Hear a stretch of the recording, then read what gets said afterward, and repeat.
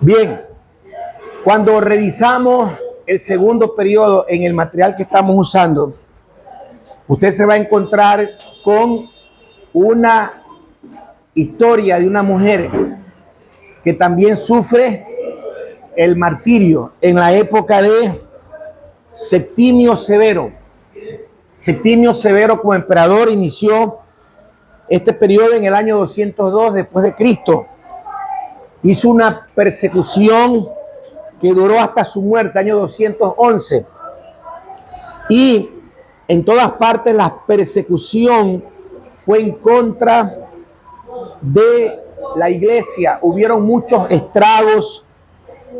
Había persecución aún contra los cristianos cuando estaban en Egipto. Persecución contra los cristianos cuando se fueron al norte de África. No es que los emperadores romanos dijeron, bueno, como no están aquí, no le vamos a hacer nada. Los persiguieron hasta Egipto, los persiguieron hasta el norte de África. Y la historia habla de una mujer llamada Perpetua. Perpetua.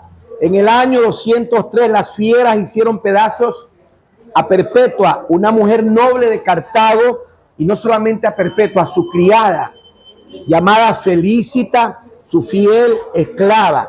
Tan cruel era el espíritu del emperador Septimio Severo que muchos escritores cristianos lo consideraron a Septimio Severo. ¿Cómo lo consideraron?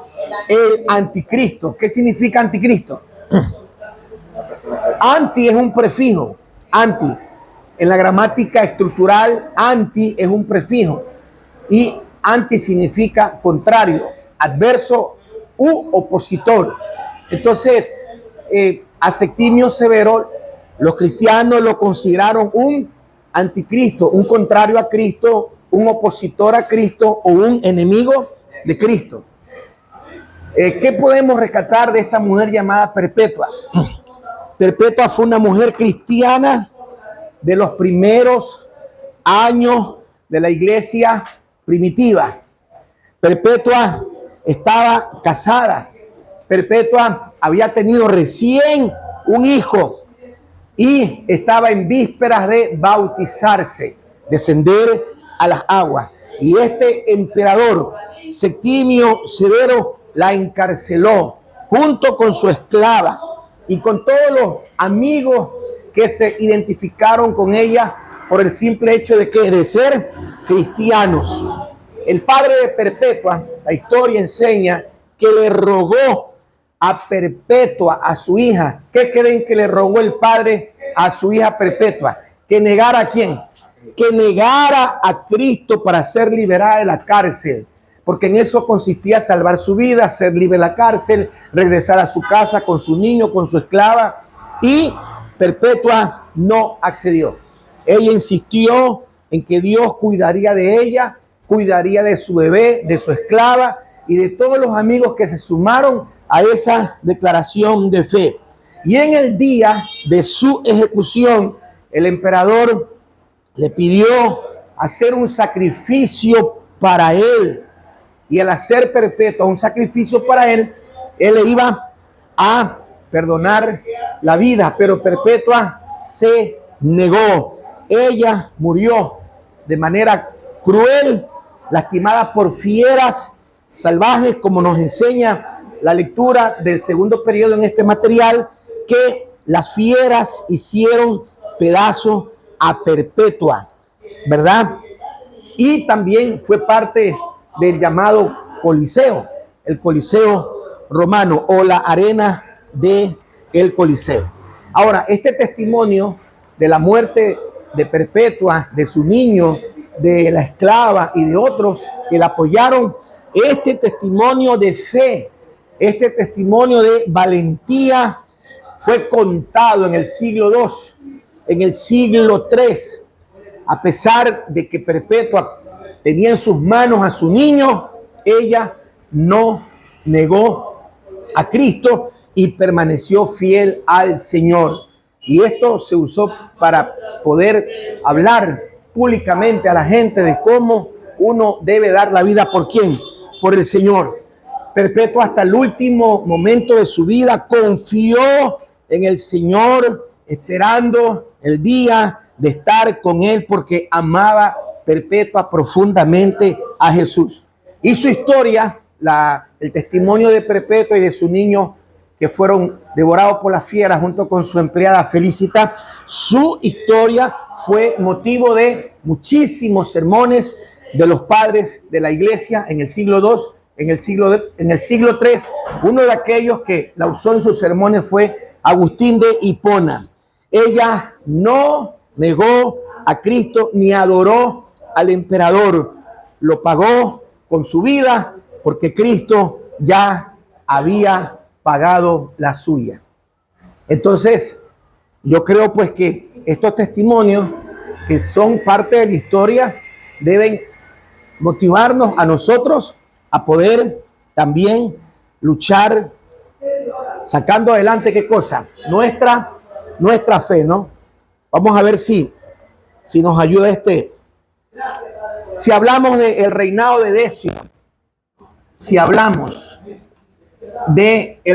de Decio, año 249 al año 251. ¿Qué podemos hablar de Decio? Decio es uno de los emperadores que también la historia enseña que desató una terrible persecución. Su reinado fue corto, como ustedes se dan cuenta, unos 2-3 años, 249 al 251, aunque fue un reinado muy corto, ¿verdad? Gracias a su fallecimiento, con el fallecimiento de Decio, se terminaron la aniquilación de los cristianos. Ahora, ¿cuál fue, según la historia, la última y más sistemática y terrible de todas las persecuciones que tuvieron que pasar los cristianos? La historia enseña que fue con el emperador Diocleciano y sus sucesores del año 303 hasta el año 310, una serie de edictos Diocleciano decretó en contra de los cristianos. ¿Cuáles son esos edictos de Diocleciano? Quemar cada ejemplar de la Biblia. Otro edicto Diocleciano, derribar las iglesias levantadas por todo el imperio durante el medio siglo de relativa calma. Otro edicto de Diocleciano, quitar la ciudadanía a quienes no renuncien a la religión cristiana. Otro edicto de Diocleciano, dejar sin la protección de la ley a todos aquellos que son cristianos. También hacía que los cristianos se refugien en los templos, y al ver Diocleciano que los seguidores de Cristo se refugiaban en los templos, ¿qué cree que hacía? Mandaba a incendiar los templos, mandó a incendiar los templos.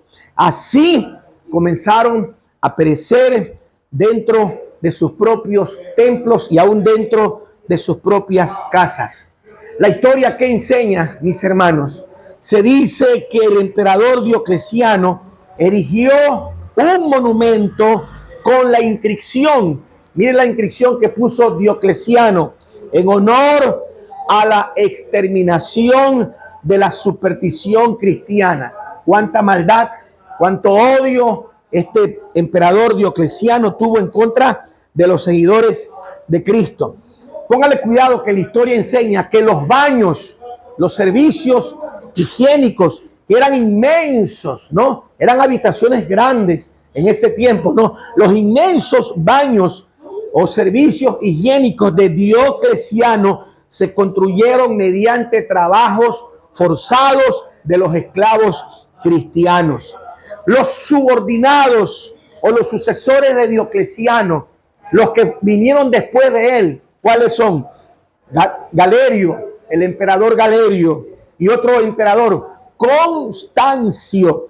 Tanto Galerio como Constancio siguieron la persecución durante 6 años más. Ahora usted se tiene que preguntar, ¿no?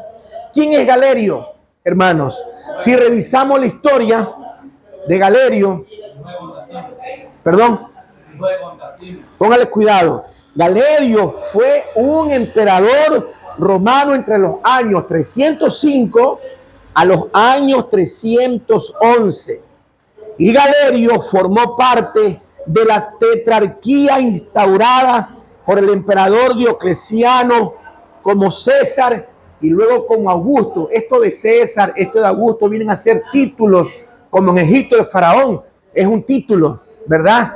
Entonces, después de que va a gobernar Galerio, entre los años 305 y 311, toma el poder, ¿quién? Constantino, ¿verdad? Y este Constantino es hijo de Constancio, ¿verdad? Viene Galerio, Constancio, y de ahí viene Constantino. Y Constantino, hijo de Constancio, como coemperador, ¿verdad? A quien para ese tiempo no profesaba, Constantino no profesaba ser cristiano, se cree que se expidió un memorable edicto de tolerancia.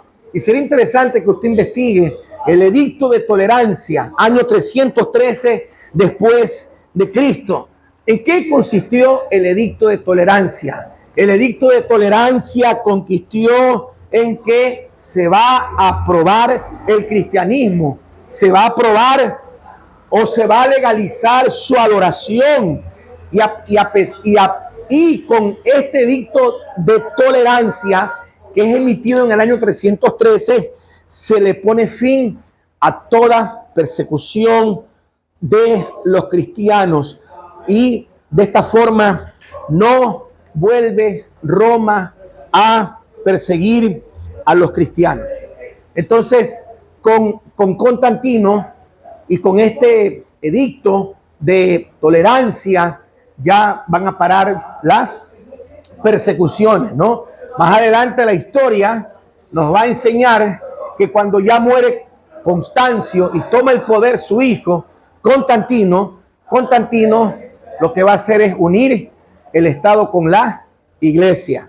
Y de esa manera ya no solamente se va a dejar de perseguir a los cristianos, ya no solamente se va a legalizar la adoración de los cristianos o su religión, sino que ahora Constantino va a reconocer a la iglesia cristiana como la religión oficial del imperio, tomando en cuenta que cuál era antes la religión oficial. Constantino, al oficializar el cristianismo como la religión oficial, ¿qué religión salió de Roma?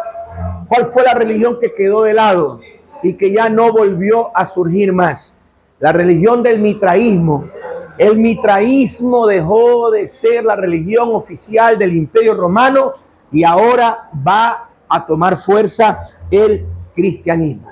Entonces, con este edicto de tolerancia, año 313, no solamente se terminan las persecuciones para los cristianos, no solamente se oficializa la religión cristiana, no solamente se da libertad de culto y de adoración a los cristianos, no solamente ahora el cristianismo es la religión oficial del imperio, sino que en este año 300, ¿verdad?, se va a llevar a cabo la formación del canon del Nuevo Testamento. Claro, van a levantarse los concilios, el concilio de Nicea, el concilio de Cartago. Todos estos concilios van a ir tomando fuerza hasta llegar al consenso de aprobar la formación del canon del Nuevo Testamento. Ahora, en este trabajo de la formación del canon del Nuevo Testamento, van a pasar dos hechos importantes que, si usted lee el material, usted va a saber, ¿verdad?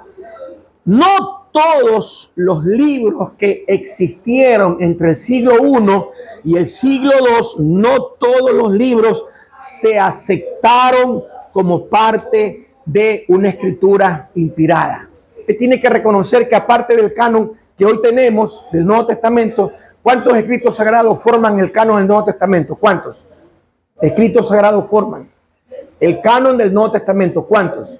27. 27, de los cuales 6 son libros. Estamos hablando de Mateo, Marcos, Lucas, Juan, Hechos y Apocalipsis. El resto que son epístolas, cartas o encíclicas, de las cuales se cree que unas son paulinas, otras son universales. Pero tienen que entender de que no solo esos libros o esas encíclicas existieron entre el siglo I, II y III. Debo decirles que algunos de estos libros que surgieron en ese tiempo no fueron aceptados como inspirados. El caso de el libro El Pastor de Hermas no fue reconocido como inspirado. La epístola de Bernabé no fue reconocida como inspirada. Las enseñanzas de los 12, que era llamada la Didache, la enseñanza, era un libro también, tampoco fue reconocido como inspirado. El Apocalipsis de Pedro tampoco fue reconocido como inspirado. El Evangelio de Tomás tampoco fue reconocido como inspirado. El Evangelio de María Magdalena tampoco fue reconocido como inspirado. Entonces, así como hay libros deuterocanónicos o apócrifos en el canon del Antiguo Testamento, también tenemos libros deuterocanónicos o apócrifos en el canon del Nuevo Testamento. Ahora, ¿cuáles fueron las cartas que tuvieron un poco de trabajo a la hora de ser aceptadas y canonizadas? La carta a los Hebreos, la carta a Santiago, la segunda de Pedro. ¿Y cuál cree que fue el libro que dio más trabajo para poder ser reconocido, inspirado, para poder ser aceptado como un libro dentro del canon neotestamentario? ¿Cuál cree que fue? El libro de Apocalipsis. El libro de Apocalipsis fue el que dio más trabajo, hermanos. Por muchos años, el libro de Apocalipsis, la carta a los Hebreos, Santiago y segunda de Pedro dieron mucho trabajo. Es más, cuando nosotros vemos la iglesia del Oriente, la iglesia ortodoxa, y vemos la iglesia del Occidente, la iglesia latina, hubieron lugares en donde unos libros fueron rechazados y en otros lugares los rechazados en el Oriente eran aceptados en el Occidente, y los libros aceptados en el Occidente eran los libros rechazados en el Occidente eran aceptados en el Oriente. Entonces, en este siglo III no solamente se va a poner punto final a la persecución de los cristianos, no solamente se va a oficializar la religión cristiana dentro del Estado de Roma, no solamente se va a aprobar el culto de la religión cristiana, sino que se va a trabajar con la formación del canon del Nuevo Testamento, ¿no? Ahora, de ahí para allá, ¿qué es lo que sigue el libro invitándonos a descubrir? Ya tenemos la aprobación, santo, ya tenemos la aprobación de los libros inspirados. De ahí para allá comienza el desarrollo de la doctrina. Comenzamos a trabajar con el desarrollo de la doctrina, y al ir estableciendo estructuras y bases y fundamentos para la doctrina, también se van a declarar qué cosa es una secta, qué cosa es una herejía, que no va de la mano con la doctrina. Lo que no camina con la doctrina cristiana se lo va a declarar una secta. Lo que no camina con la doctrina y con los fundamentos cristianos se lo va a declarar una herejía. Y no solamente va a dar lugar a la creación de la doctrina o de las sectas o de las herejías, sino que en ese tiempo, entre el siglo II y el siglo III, va a haber un importante cuestionamiento en cuanto a la influencia de los escritos sagrados. Muchos estarán a favor y otros estarán en contra de los escritos sagrados, y es ahí donde se van a levantar los llamados apologistas. Los apologistas en el siglo II se van a levantar. ¿Por qué? Porque muchos se van a oponer a la creación de la doctrina y muchos van a discutir qué cosa es secta y qué cosa es herejía. Y no solamente se van a levantar los apologistas, sino que también va a haber otro grupo de escritores dentro de la iglesia para trabajar contra la herejía. Otro grupo que van a tener argumentos doctrinales para mandar abajo las herejías. Y a este grupo le van a llamar los polemistas. Entonces hay que identificar a los apologistas, y hay que identificar a los polemistas. ¿Qué hacen los apologistas? Defienden la fe, defienden el credo, defienden la sana doctrina. ¿Y qué hacen los polemistas? Los polemistas van a tener el trabajo de combatir las herejías y de combatir a las falsas sectas que en ese tiempo van a estar al orden del día. Nosotros estuvimos hablando la semana pasada, entre otros grupos que se van a levantar y que van a ser denominados como una secta falsa, el ebionismo, que hablamos la semana pasada. Otro grupo que también va a ser descubierto y denunciado por los escritos juaninos es el gnosticismo. Pero aparte del ebionismo y aparte del gnosticismo, se van a seguir levantando otros grupos, entre ellos el montanismo, año 155 después de Cristo. Este es un movimiento que lo comienza un hombre llamado Montano, y con Montano de Frigia, en Asia Menor, van a ser el montanismo. ¿Y cuál va a ser la teoría de este hombre llamado Montano? Va a oponerse a la adoración fría y formal en la iglesia y a la elevación de la posesión de un obispo. El montanismo va, entre sus falsas enseñanzas, va a decir que Cristo regresaría inmediatamente después de que se instituya el reino en Frigia. Se establece el reino en Frigia y Cristo viene. Esa es una de las enseñanzas falsas del montanismo. Otra enseñanza falsa del montanismo es que el hablar en lenguas era una experiencia normal para todos los cristianos. El hablar en lenguas para el montanismo lo podía hacer cualquier persona. En otras palabras, no era un don dado por el Espíritu Santo. Otra enseñanza falsa del montanismo es que los cristianos que no siguieran sus enseñanzas eran carnales. Los que no seguían sus enseñanzas eran carnales. Y el montanismo fue condenado por la iglesia a la hora que se levantan los apologistas y los polemistas. El montanismo fue condenado por sus falsas enseñanzas. Y uno de los padres de la iglesia que luchó contra el montanismo, según la historia, es Tertuliano, año 160 al año 200.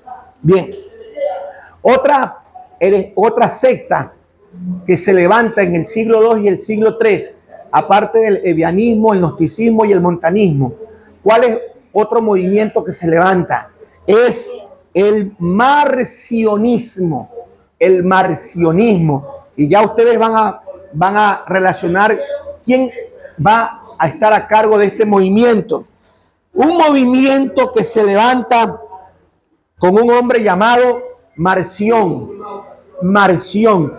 Y de Marción nace el marcionismo, ¿verdad? ¿Qué enseñaba el marcionismo?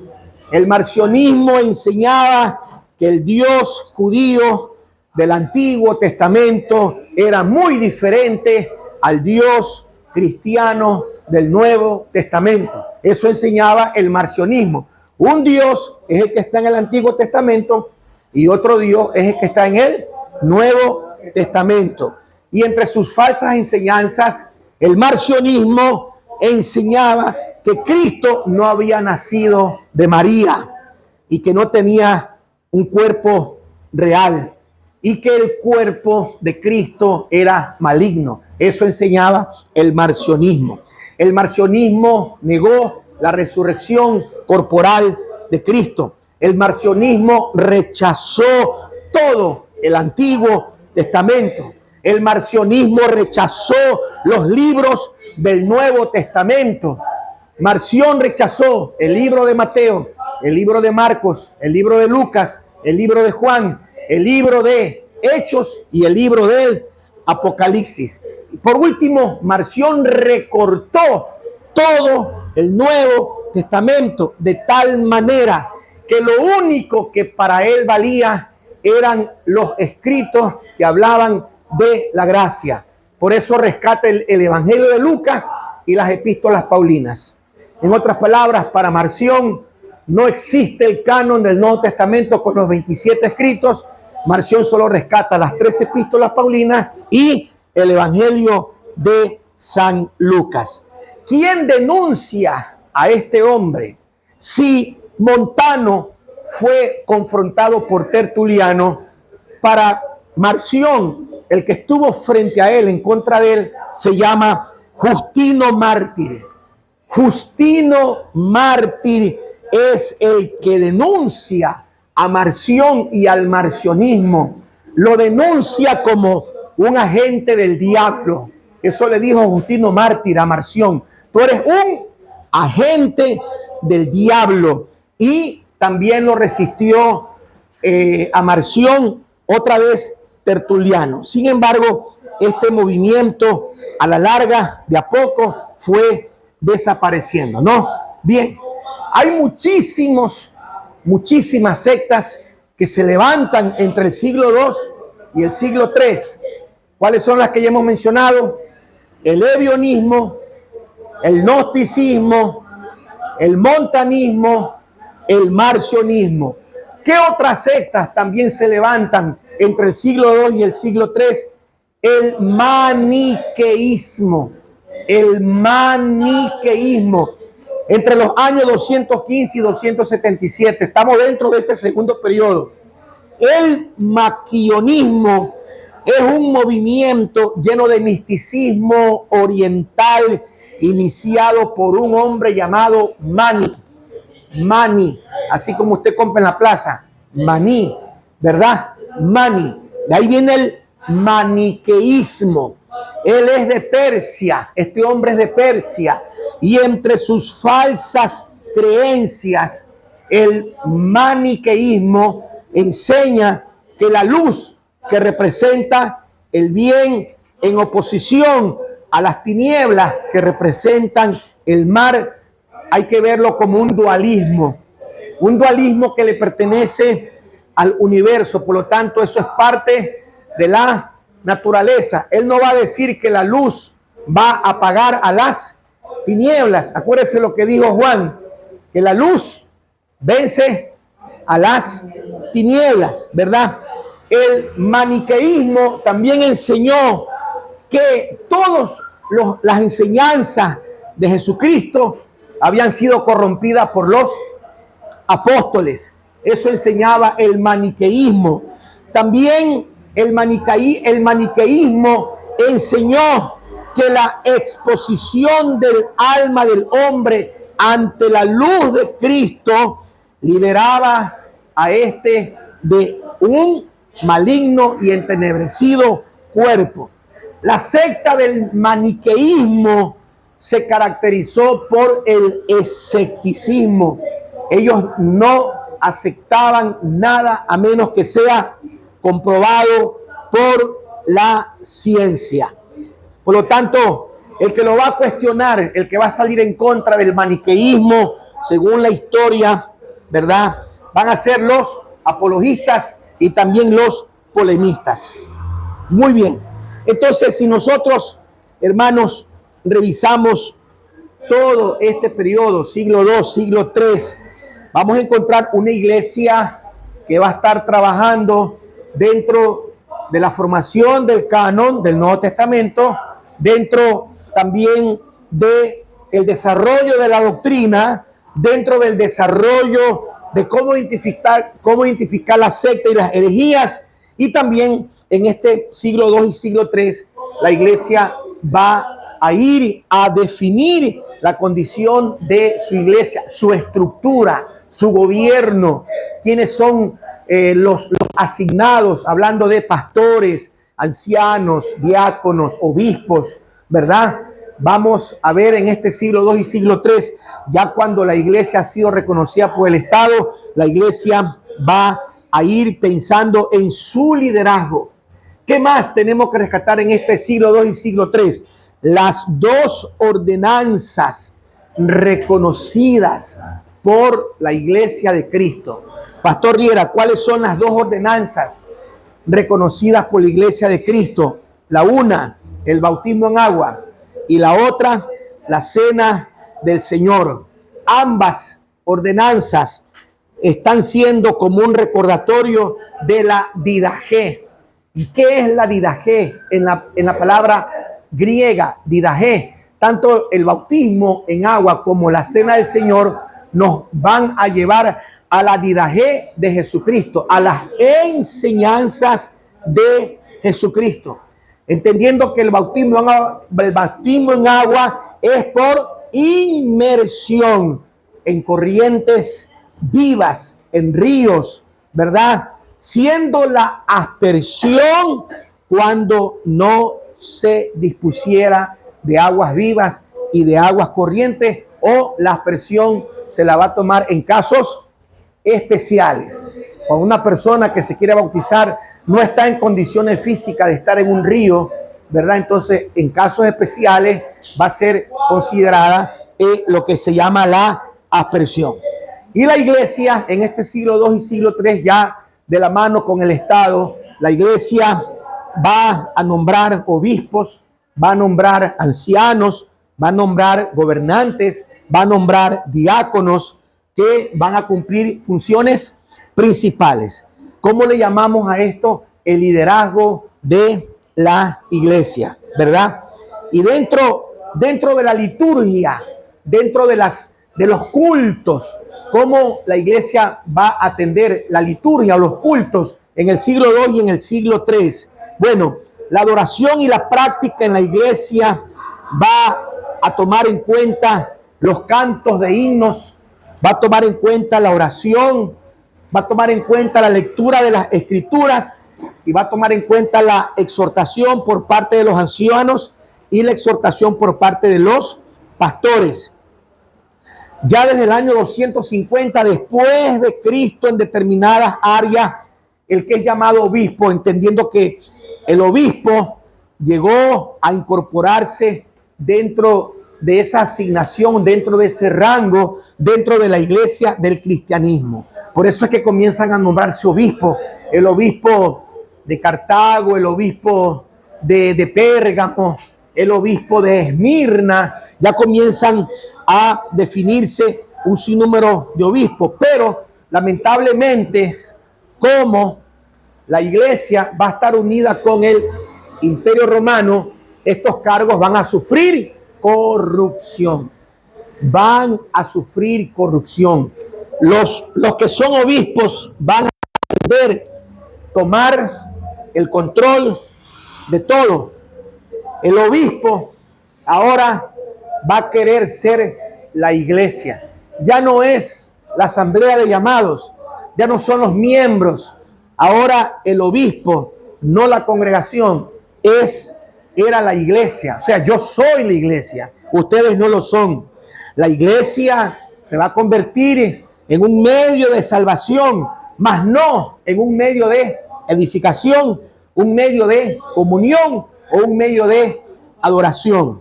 ¿Por qué? Porque van a estar enseñando que si tú eres parte de la iglesia, tú vas a ser salvo. Y en lugar de los recordatorios simbólicos, en este caso el bautismo y la cena, van a crearse los llamados sacramentos.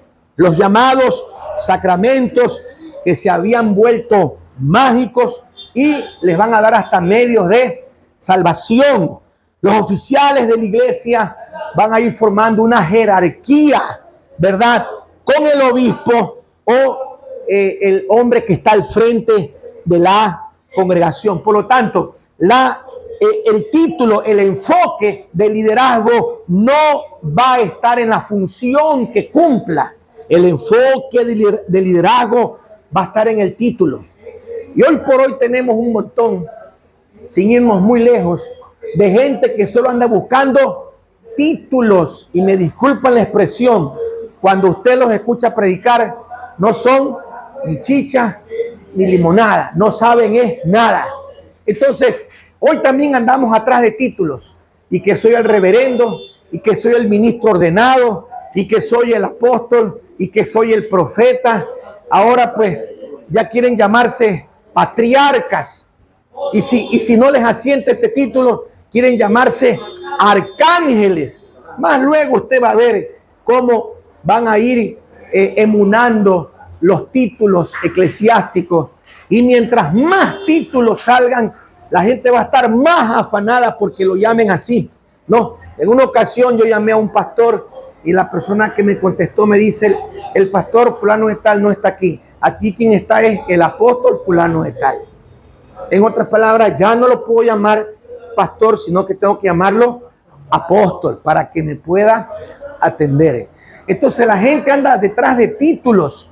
Yo creo que el mejor título que nosotros debemos usar es que somos servidores públicos del reino de Dios, ¿verdad? Yo en una ocasión me fui a una actividad que me invitó un concilio aquí en nuestra ciudad, muy respetado este concilio, y por años habíamos colaborado con ellos, dieron con mi paradero, y cuando yo llegué me recibieron: Pastor Luis Riera, que Dios lo bendiga. Amén, muchas gracias.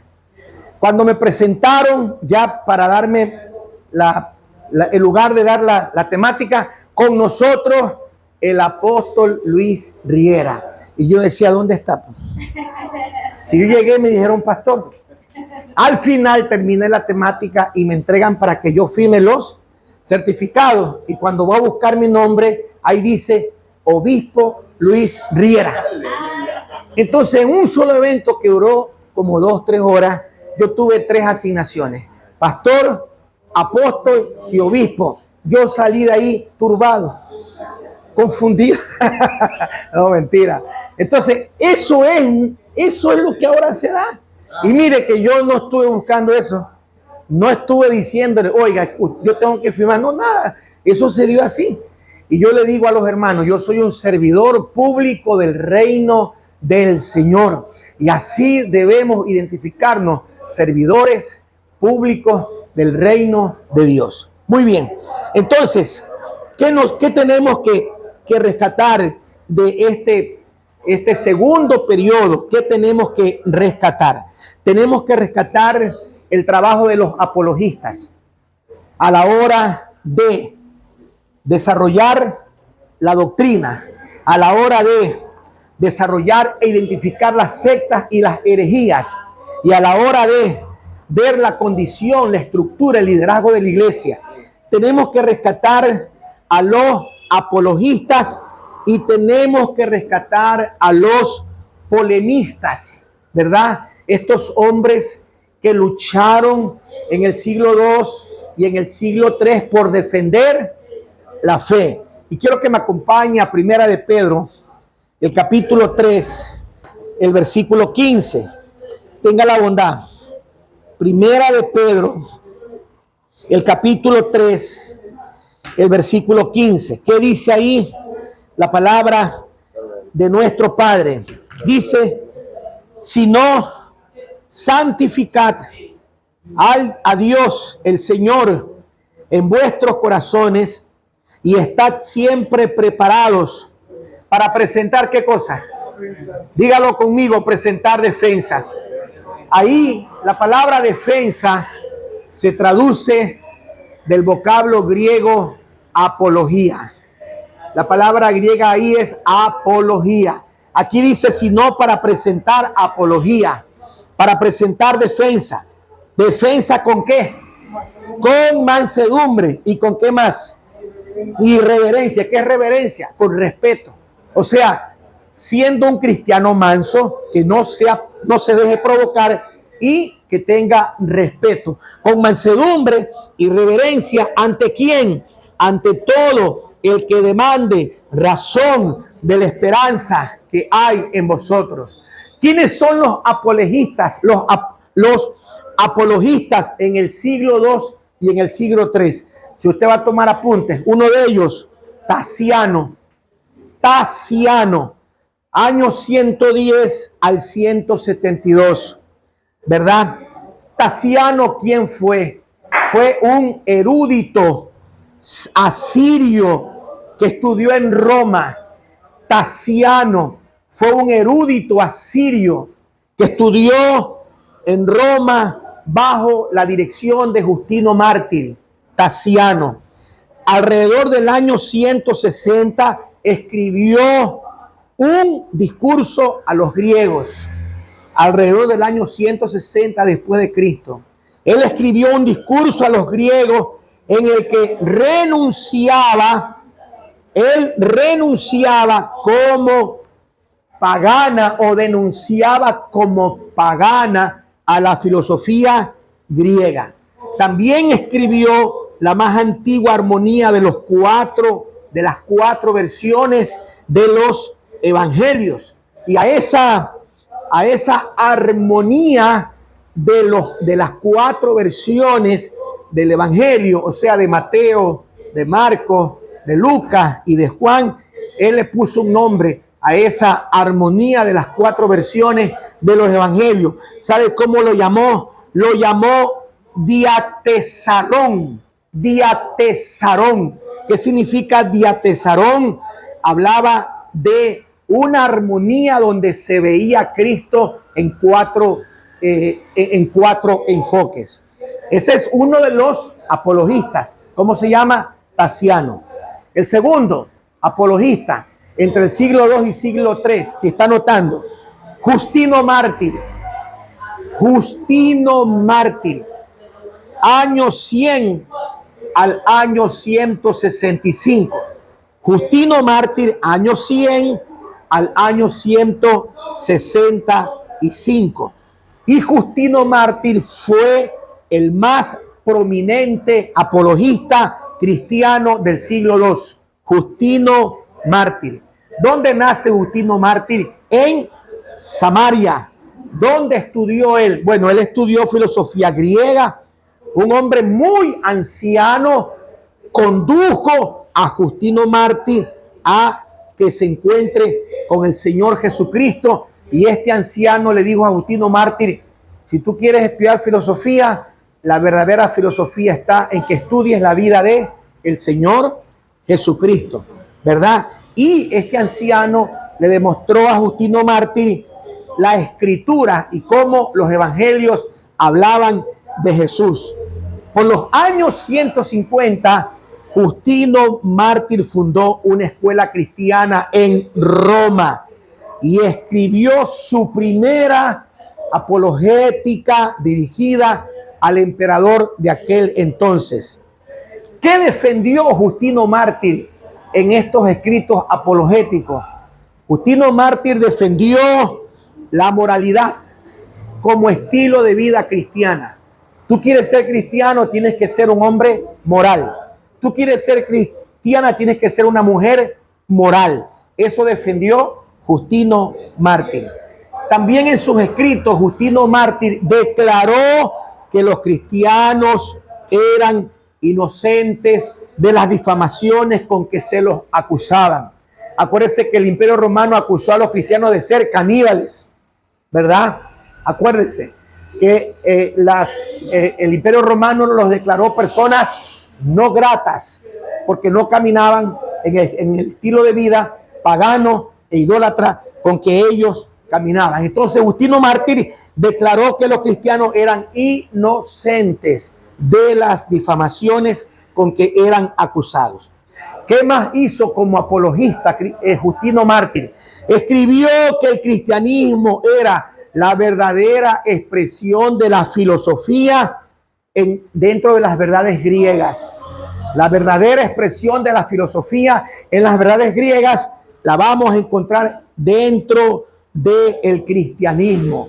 En otras palabras, dejó de lado la filosofía griega de pronto de Aristóteles, de Platón y de todos sus discípulos y enfocó a la gente a que observe el cristianismo. Justino Mártir defendió a Cristo como divino, defendió a Cristo como eterno. Cristo es divino, Cristo es eterno. Justino Mártir dijo que Jesús es la palabra. La palabra en el vocablo griego es el logos. Y el logos para los griegos y para los filósofos era la razón de la existencia del universo. Los filósofos como Aristóteles, los filósofos como Platón, ellos decían que la palabra o el logos era la razón de la existencia del universo. Entonces Juan, cuando escribe en el capítulo 1, versículo 1, va a tomar ese pensamiento o esa filosofía griega, pero a esa razón de la existencia del universo, Juan le va a poner nombre. Esa razón de la existencia del universo que ustedes, filósofos griegos, lo llaman logos, tiene nombre y su nombre es Jesucristo. Su nombre es Jesucristo. La verdadera razón de la existencia del universo es Cristo. Cristo es el logos, Cristo es la palabra y Cristo es el verbo hecho carne. Entonces Justino Mártir defendió la parte divina y la parte eterna de el Señor Jesucristo, ¿verdad? Y Justino Mártir, como apologista, él sugirió, basándose en las escrituras, que el cristianismo constituía el camino de la verdad para todos los hombres. El cristianismo es el camino para el judío, el cristianismo es el camino para los griegos y el cristianismo es el camino para los romanos. No hay otro camino. Eso lo dijo Justino Mártir. Usted como licenciado debe saber qué significa la palabra éxodo. ¿Qué significa la palabra éxodo? Póngale cuidado. A ver, cuando usted escribe la palabra éxodo, usted tiene que entender que es una palabra griega compuesta, ya que ¿qué significa ex? Significa salida. Y odo, póngale la H, odo o odos significa camino. Entonces, cuando unimos éxodo, vamos a decir camino de salida. Por eso, éxodo significa camino de salida. ¿Cuál camino de salida? Es el camino de salida que el Padre le trazó a Israel para que salga ¿de dónde? De Egipto y de la esclavitud del faraón. Entonces, éxodo es el camino de salida. ¿Y a dónde apunta ese camino de salida? A Jesucristo. Por eso que cuando Cristo viene, Él dice, yo soy el odos. Yo soy el odos. Yo soy el camino de salida. Yo soy la verdad, aletheia. Yo soy la verdad irrefutable, la verdad inconfundible. Y yo soy la Zoe. Yo soy la vida eterna. Por lo tanto, nadie viene al Padre sino por mí. Muy bien. ¿Qué otro apologista tenemos que mencionar entre el siglo II y el siglo III? Tertuliano. Tertuliano. Póngale cuidado a estos apologistas, ¿no? Tertuliano, año 100 al año 165 después de Cristo. Año 100 al año 165 después de Cristo. ¿Quién es Tertuliano? Tertuliano es apologista y Tertuliano es polemista. Apologista y polemista de la iglesia latina occidental. Nació en Cartago. Cartago hoy es la ciudad de Túnez, ¿verdad? Llegando a ser Tertuliano un prominente abogado educado en el idioma griego como también en el idioma latín. y su apología o su defensa estaba dirigida contra el emperador romano, alegando que los romanos estaban equivocados a la hora de perseguir a los cristianos. Por lo tanto, ellos estaban equivocados y al estar equivocados iban a crear un desastre natural para el mundo. Los escritos de Tertuliano en latín incluían términos teológicos que serían más tarde un debate para los concilios dentro de las doctrinas. Por lo tanto, Tertuliano mantuvo esa declaración trinitaria del Dios Padre, el Dios Hijo, el Dios Espíritu Santo. Escribió acerca de la oración del Señor Jesucristo. Escribió acerca del bautismo en agua, Tertuliano, ¿verdad? Por lo tanto, Tertuliano en su época defendió como apologista y como polemista la doctrina del cristianismo. Bien, hemos hablado de quiénes, de los apologistas. ¿Cuáles son? Tasiano, Justino Mártir bueno, ahora sí, vamos a hablar de los polemistas, tal como yo lo menciono. Polemistas. ¿Quiénes son los polemistas? Los polemistas, al igual que los apologistas, ellos contendieron por el cristianismo. Contendieron. Ellos combatieron el paganismo. Los polemistas combatieron el paganismo y los polemistas confirmaron las creencias doctrinales. Repito, los polemistas contendieron a favor del cristianismo, combatieron el paganismo y confirmaron las creencias cristianas. ¿Cuáles son los nombres que tenemos que resaltar entre los polemistas? El primero, Ireneo. Ireneo, sin H, Ireneo. ¿En qué tiempo? A finales del siglo II. Ireneo. Nació en Esmirna, Ireneo. Estudió bajo Policarpo, el pastor de la iglesia de Esmirna. Por lo tanto, Ireneo es discípulo de Policarpo. Y Policarpo es discípulo de Juan el apóstol. Juan el apóstol, Policarpo e Ireneo. Ahí tenemos el discípulo y el discípulo del discípulo y el discípulo del discípulo del discípulo. Juan el Bautista, Policarpo y ahora tenemos a Ireneo. Entre los años 175 y los años 185 después de Cristo. Ireneo fue obispo en una ciudad llamada Lyon. Lyon, actualmente la ciudad o el país de Francia. La obra más famosa de Ireneo como polemista, la obra más famosa fue contra las herejías. ¿Y qué es lo que denuncia Ireneo en esta obra? Más allá de denunciar, va a defender la teología cristiana.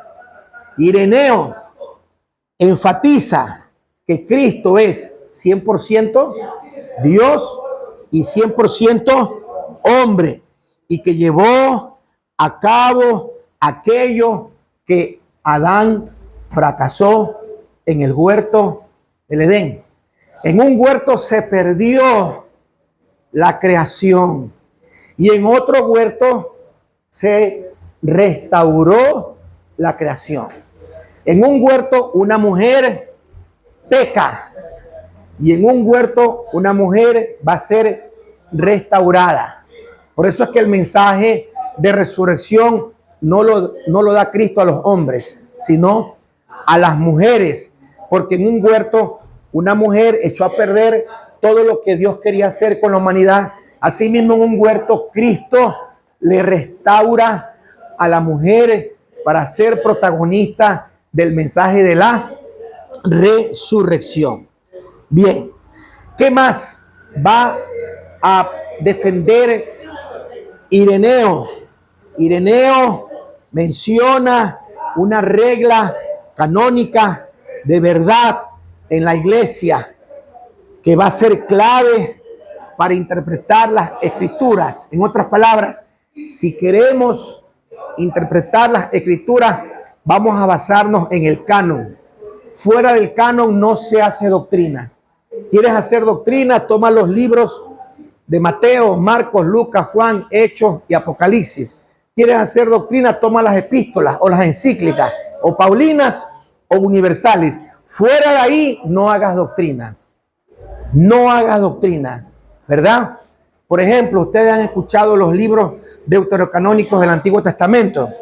Barut, Tobías, Judith, Macabeos 1, Macabeos 2, Macabeos 3, Macabeos 4. Tenemos unas lecturas de ciertos capítulos en el libro de Daniel, Eclesiástico, Sabiduría, ¿no? A mí me preguntaron, Pastor Riera, ¿será que nosotros podemos leer esos libros y podemos hacer doctrina? Podrás leerlos si es que tienes tiempo. Claro, después de que termines de leer toda la Biblia. ¿Cómo te vas a poner a leer libros deuterocanónicos si ni siquiera has terminado de leer crónicas? Claro. Entonces, y esos libros no son para hacer doctrina, no. Entonces, Ireneo va a decir, ¿quieres hacer doctrina? Básate en el canon, en lo que ya está reconocido como inspirado por Dios. Ireneo reconoció el Nuevo Testamento de la misma forma que reconoció el Antiguo Testamento. Ireneo reconoció un solo canon para los 4 evangelios. ¿Por qué? Porque se levantaron otros aprobando otros evangelios y formando otro canon. Porque para esa época había una disputa de incluir muchísimos otros libros que no gozaban de la inspiración de Dios, ¿verdad? Ireneo también habló de la unidad del Padre, del Hijo y del Espíritu Santo y el eterno plan de Dios para la historia de la humanidad revelada en Cristo. Por lo tanto, Ireneo es un hombre que va a llevar a cabo una enseñanza basada en una teología sistemática. Bien, ¿qué otro polemista tenemos que mencionar en este siglo II y siglo III? Orígenes. Anoten ahí, Orígenes, años 185 al 254. Orígenes. ¿De dónde era Orígenes? De Alejandría. Año 185 al año 254. Orígenes. ¿De dónde es Orígenes? De Alejandría, donde también era Clemente de Roma. Orígenes estudió en la escuela teológica de Clemente. ¿Quién fue el director de esta escuela? Y Orígenes, según la historia, se cree que fue el más importante escritor, erudito y pensador cristiano del siglo II y del siglo III. Orígenes, para estudiar mejor el Antiguo Testamento, ¿qué creen que aprendió? Aprendió el hebreo.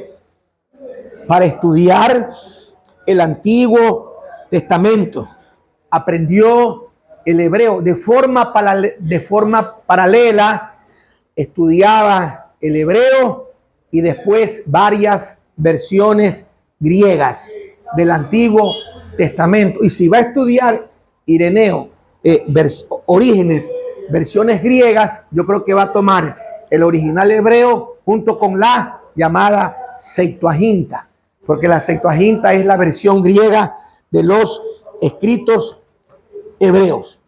Entonces, Orígenes escribió una teología masiva con el nombre de los primeros principios bíblicos.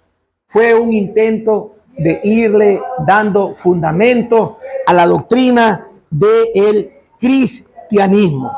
Orígenes, según la historia, murió como un mártir a manos de Roma.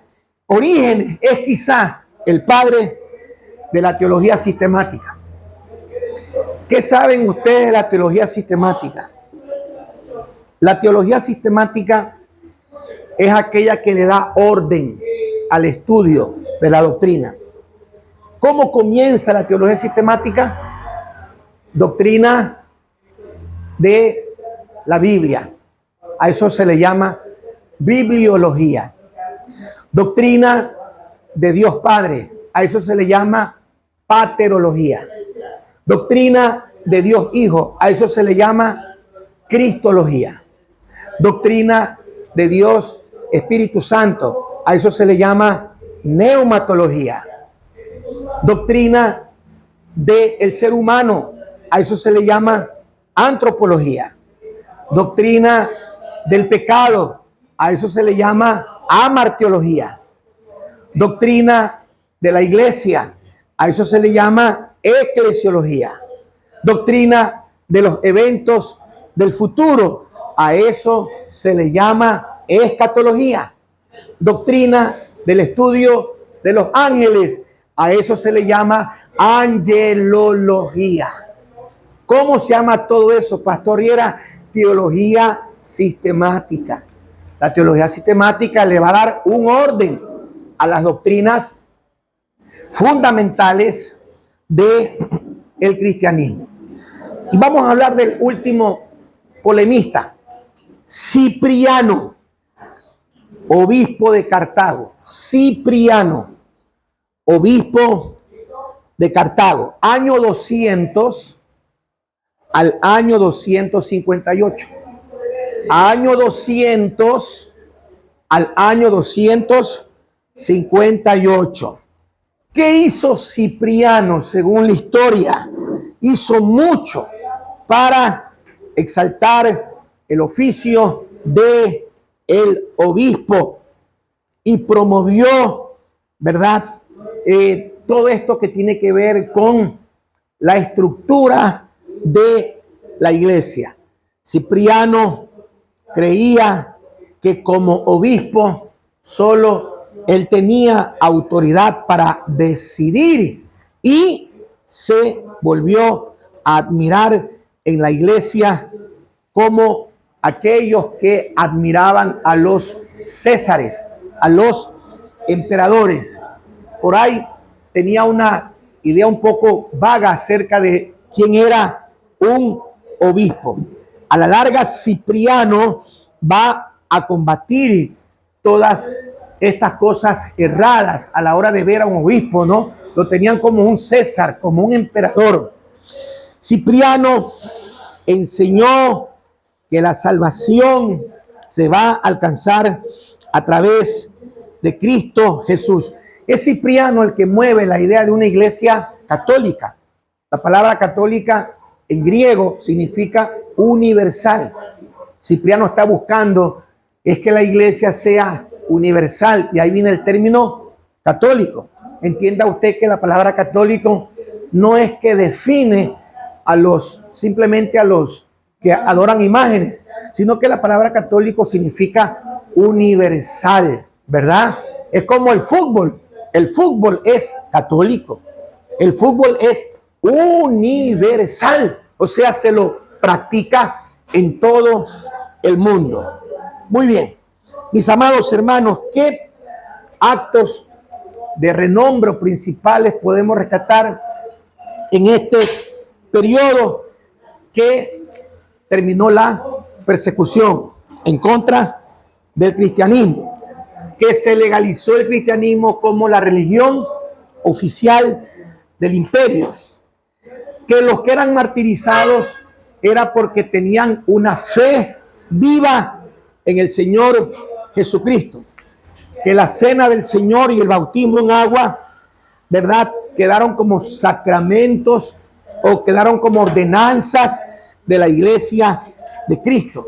Lamentablemente en este periodo la autoridad de la iglesia pasó a manos de los obispos y el obispo era la iglesia. En todo caso, los apologistas y los polemistas hicieron su trabajo. Se descubrieron movimientos herejes, se descubrieron sectas falsas y de esa manera se trató de cuidar a la iglesia de Cristo. Ustedes saben que la iglesia de Cristo siempre tendrá sus fallas, sus defectos y sus errores, pero nunca debemos de poner la mirada en el fundador de la iglesia. Jesucristo es su nombre, ¿no? Así que a estudiar y a seguir repasando la materia historia de la iglesia.